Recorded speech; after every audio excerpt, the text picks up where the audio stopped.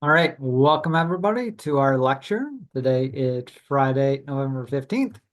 Unless you're watching this earlier or later, it can be whatever date it is. We are doing the Wednesday, November 13th folder. So apologies if that's a little confusing. Just make sure you have those notes open. And we're going to start with section 9.6, where we're going to look at the size of atoms. So the size of atoms is related to the distance of its valence electrons from the nucleus. Remember on Wednesday, valence electrons were electrons in the highest energy level. And remember what we talked about last Friday, the energy level of an electron dictates how far away you are from the nucleus. The higher you are, the further away you are. So it makes sense, right? However far away your valence electrons are dictates how big you are. That is, the larger the orbital an electron is in, the farther away it will be, and the less attracted to the nucleus.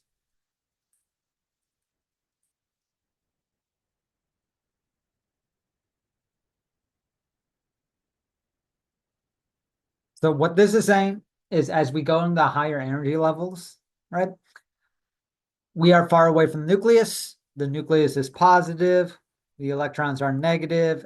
As my electrons move farther away, they have less and less reason for being near their nucleus, so they can drift even farther away, making our atoms bigger.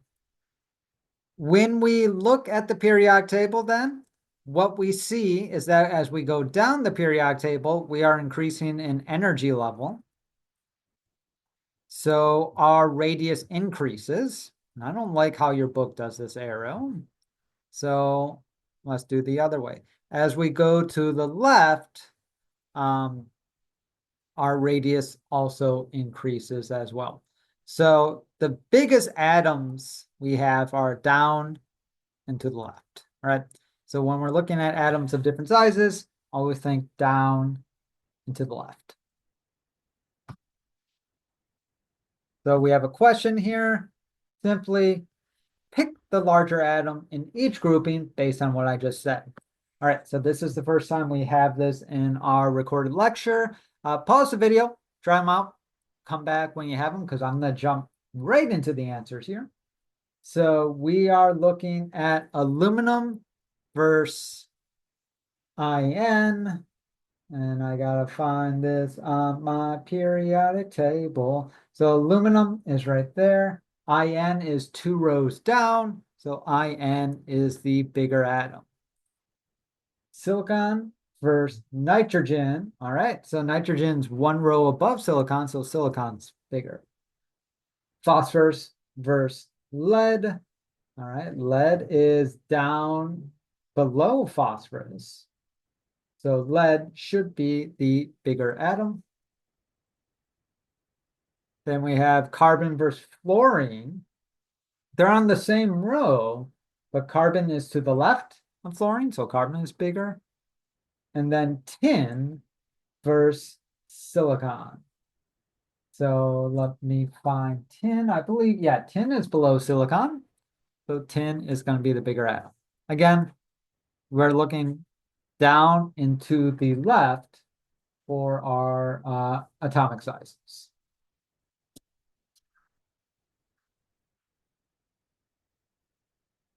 So let's talk about how our electron configurations change when we have ions.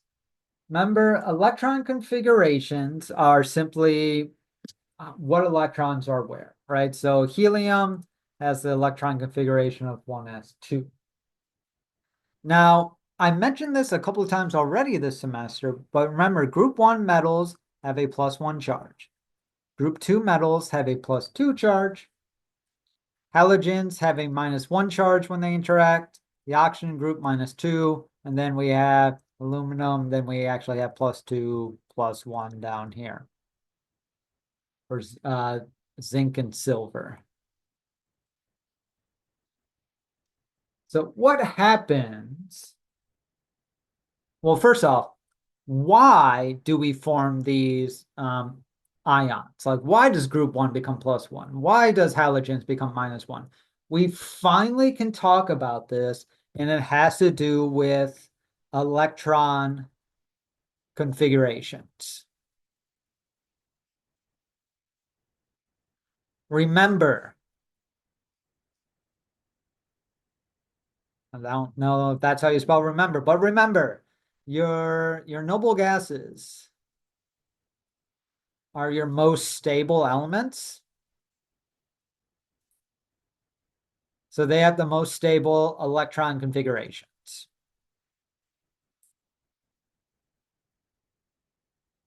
So let's take neon, for example. Neon would be right here.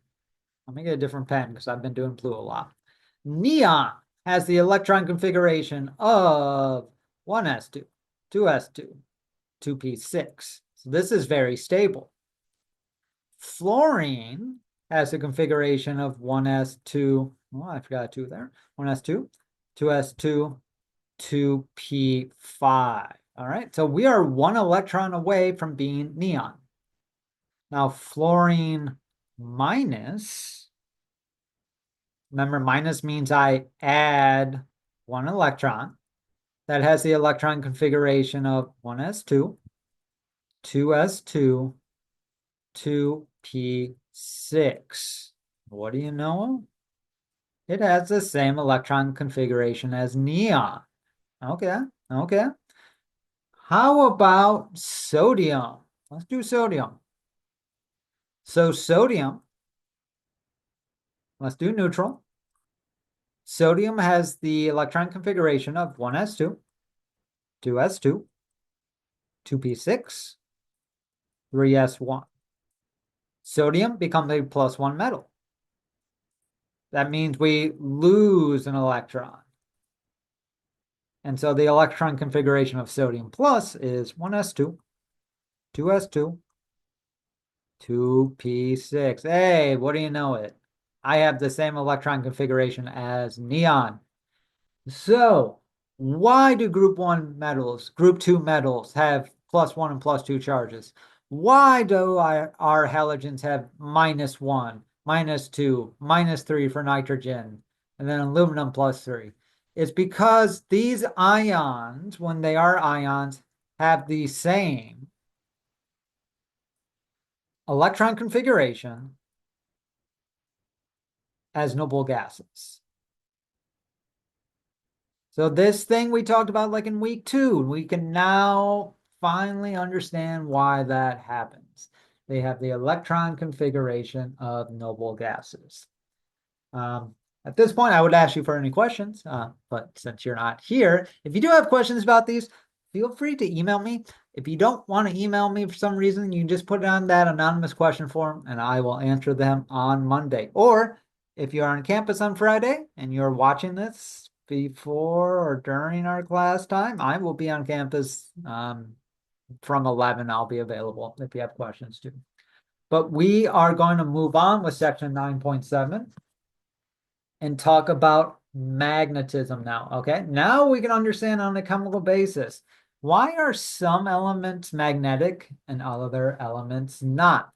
And we actually have terminology for that. If you are paramagnetic, that means you are magnetic. So yes, you are magnetic. If you are diamagnetic, that means no, you are not magnetic. And the difference between para and di is paired or unpaired electrons. All right. So when doing your orbital diagrams, remember that's what these are called. We had practice on this on Wednesday.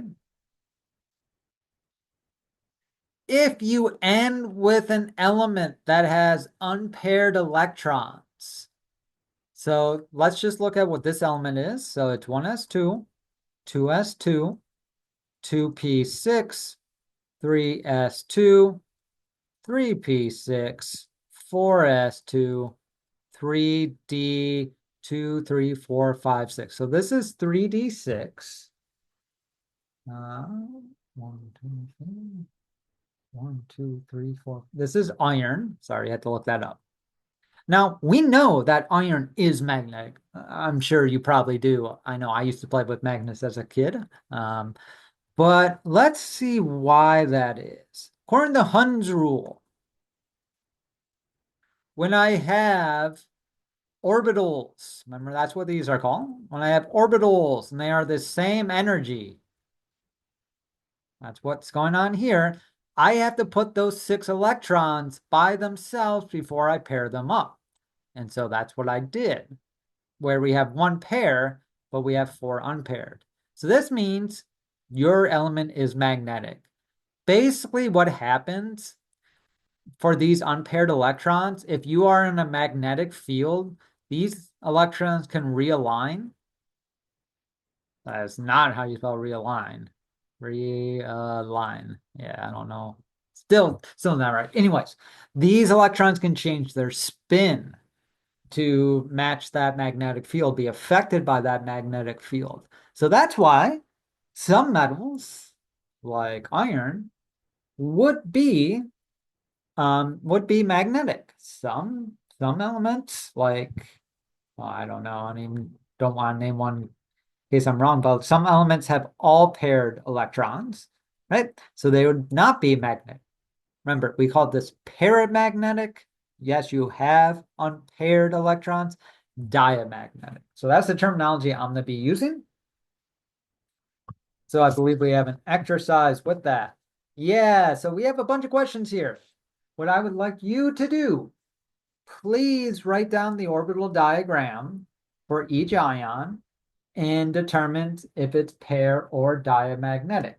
For this exercise, I will be showing you, let's do A and E. But feel free to do all the rest. But like pause it. I'm gonna get my periodic table up. Whoa, my keyboard.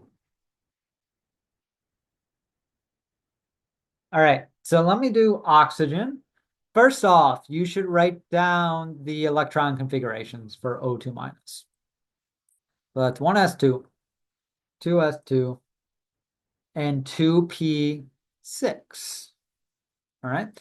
So let's see in our orbital diagram if that's para or diamagnetic. So remember, the way we do orbital diagrams is that I have to look at the L values in M sub L. So L of 0, that's your s orbital. And you only have one M sub L value there, 0, so you get 1 orbital. So 1s, you get 1 orbital. 2s, you get 1 orbital. Then the p orbital, that's where L is 1. That's the p orbital. M sub L can be -1, 0, or +1. So for the 2p orbital, 1, 2, 3. Let me put in my electrons. Up, down, there's 2. Up, down, there's 2. 1, 2, 3, 4, 5, 6. That's 6. All right. We have unpaired electrons. No. So this is diamagnetic. Every electron is paired up. Let's do copper 2 plus. And the first thing I'm going to do is just write down the electron configuration of copper. You don't have to do what I'm about to do, but I just want to show you that as an exercise. And we're going to do the shorthand. Argon. And then it's 1, 2, 3, 4, 4s2. 3D, 1, 2, 3, 4, 5, 6, 7, 8, 9, 3D9. And then copper 2 plus. So when you are removing electrons,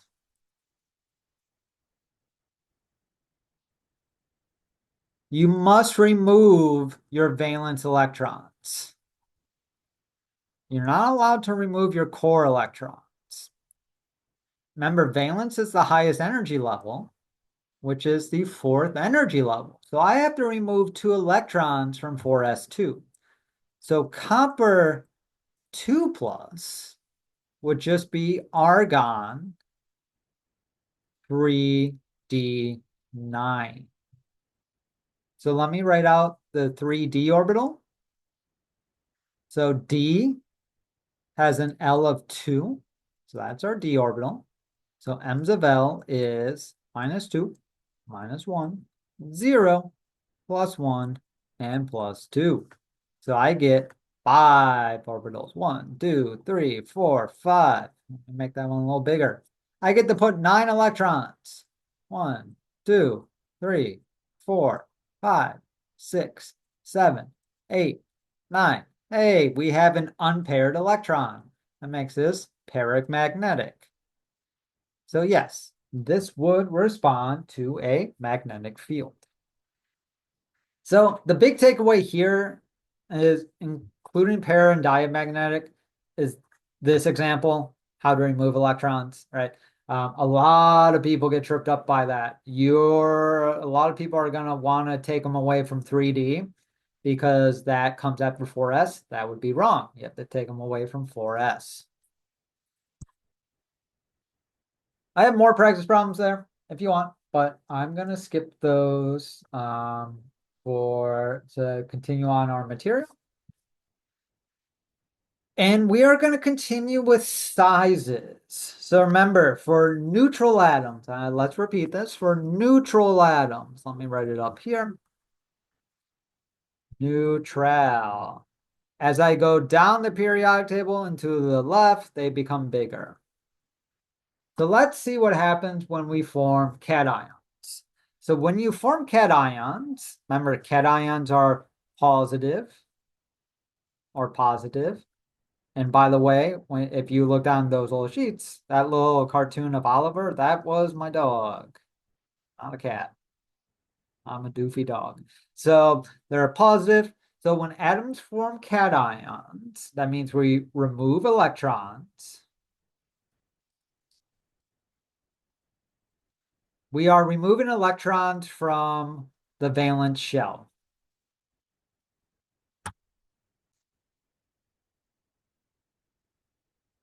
And remember, the valence shell, if this is my nucleus, the valence shell is the furthest distance out. So if I remove electrons from the furthest distance out, I am shrinking my atom. And not only that, remember, in a neutral atom, I have the same number of protons as electrons. Well, if I remove electrons, the rest of the electrons will be pulled even closer to the positive charge because there's less negative charge to get in their way. So with this being said, cations are the result this results in the cations being much smaller. That's the takeaway here, much smaller than the neutral atom.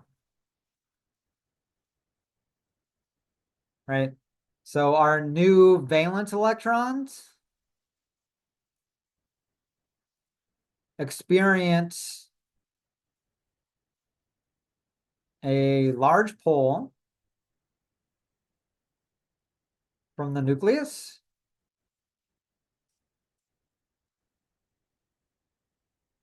which shrinks the ion. It's basically what I was saying up here. All right. Since we're removing valence electrons, since we're removing valence electrons, there we go. If we remove them all, then the next most outer shell becomes our new valence electrons. Let me write an example for that, because I'm sure what I just said sounds confusing. Let me get my periodic table. So let's do sodium. So sodium is 1s2, 2s2, 2p6, 3s1. So that one electron is my valence electron in the third energy level. And A plus is 1s2, 2s2, 2p6. These electrons are my new valence electrons. These electrons are the ones being pulled. they get pulled in closer towards the nucleus, so you shrink. How about anions? All right, so anions, this is where we add electrons, right? So we are adding, so when atoms form anions, electrons are added to the valence orbital, or the valence shell, rather. That's better terminology, valence shell. Now, since you are adding negative charge, the pull from the nucleus is less, and pull in quotation marks, from the nucleus is less, right? Because the nucleus is positive, but if I add more and more negative charge by becoming an anion, there's more stuff in my way. And so I'm just going to try to get away from these electrons instead of getting close to the nucleus, right? What we would say technically is that um, it's called effective nuclear charge. Effective nuclear charge is the number of protons minus electrons. So the reason I balked is it's outside of general chemistry. I don't think I've ever heard someone say effective nuclear charge myself. But if you're neutral, right, the effective nuclear charge is 0. So, you have an average pull. If you're an anion, let's say you're a -1 anion, your effective nuclear charge becomes -1. So you're feeling a charge of -1 around you. And as an electron, you want to get away from that, so you spread out. What this means, the big takeaway from this, is that anions become bigger. So cations shrink, anions become bigger. So what I want you to do, this might only take you like a minute. I have groups here, pick the larger atom. I'm just going to jump right into it because once you have it, you have it. There's no tricks to this. So lithium versus lithium plus. The neutral is bigger than the cation. Oxygen versus oxygen 2 minus. Negative is bigger than neutral. Chromium versus chromium 3 plus. The neutral is bigger than the positive. Nitrogen versus nitrogen 3 minus. The negative is bigger. I minus versus CS plus. All right, let me talk about this one. What's going on here? I guess there is one little trick. So if you look at I minus, the electron configuration of I minus is Xeon. If you look at the electron configuration of CS, it's also Xeon. So they have the same electron configuration. And so when that happens, the more negative you are, the bigger you are.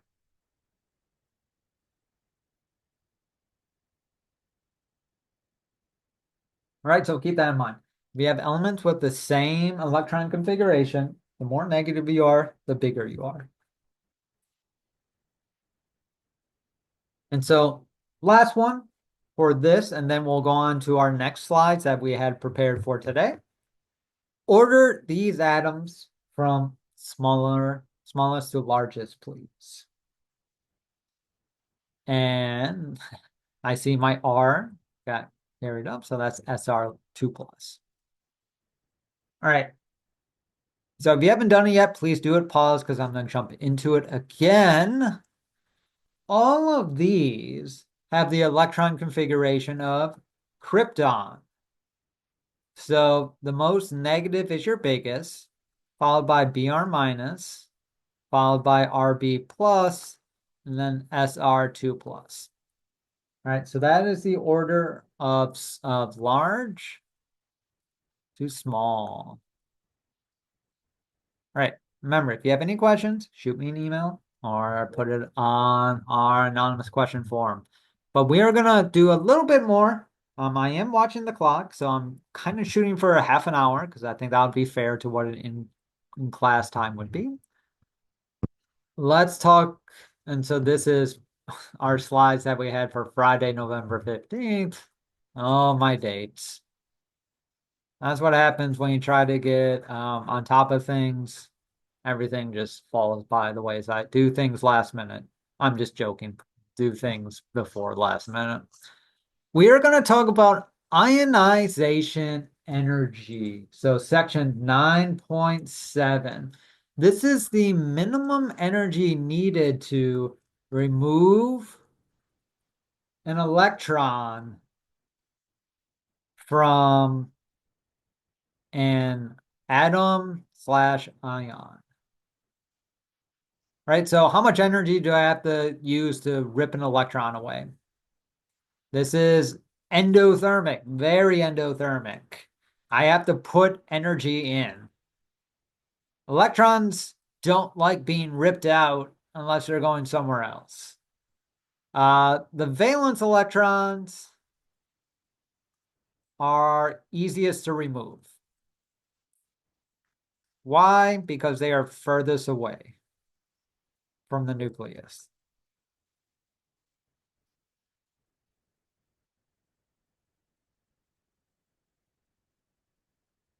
And the way we would write this is that I would say like my metal, so M is just metal, and this will be in the gas phase, plus our ionization energy for our first electron. So IE is ionization energy. I have it right in the title, but rewrite it is just fine. That is what we're talking about, the energy I need to put in. So I need to put in energy, and I will get a metal with a +1 charge in the gas form plus 1 electron. So our first ionization energy is the energy needed to remove the first electron. And then we have second ionization energy. So here, whoops, didn't get the pen. Here would be M plus ionization energy 2 goes to M2 plus. Remember, this is just metal and the gas, plus we get one more electron out. So the second ionization energy is energy needed to remove second electron. And then you have the third ionization energy, fourth, so on and so on to however many electrons you want to remove. So the last slide I think we're going to talk about is the trends in first ionization energy. So how much energy does it take to remove the first electron based on the periodic table? So first ionization energy decreases down a group. Get my pen out, down a group. Right? So as I go down the periodic table, it takes less energy to remove the first electron. Why? Because you have bigger atoms, which means, if you remember what we talked about at the beginning of this lecture, electrons further away. So it's easy to pluck an electron that's very far from the nucleus. So that's why ionization energy gets lower. Ionization generally increases across a row, which technically we call a period, but I call them rows and columns. So it should be periods and groups, but I'll say row and columns. So why does it increase as we go across? Well, because as you go across, you are the same energy level. Whoops, same energy level. So you're the same distance away from nucleus.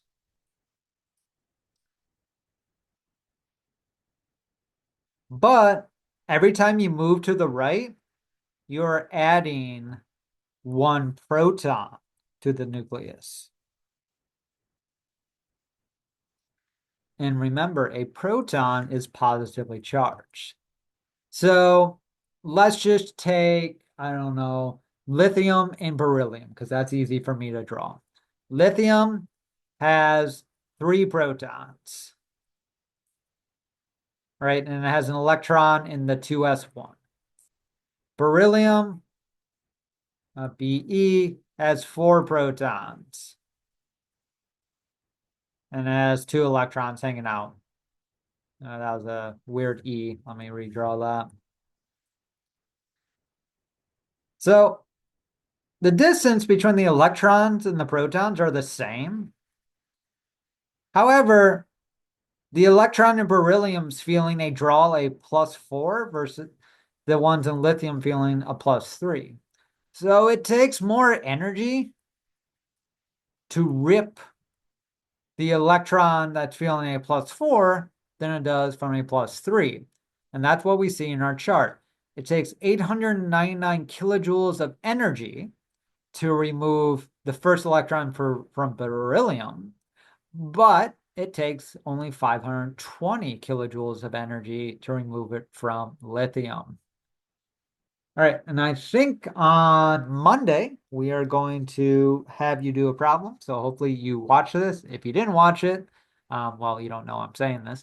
Hopefully you didn't watch me on 2x speed, uh, at least 1.25. And hopefully you did stop it, write stuff down, try these questions. But yeah, if things didn't make sense, just let me know. I'm here to help. Otherwise, hope you have a good weekend. Or if you're watching this Sunday night, or Monday morning or Monday after class. Hope you had a good weekend, and I will see you in person soon. Be sure to like and subscribe. Take care.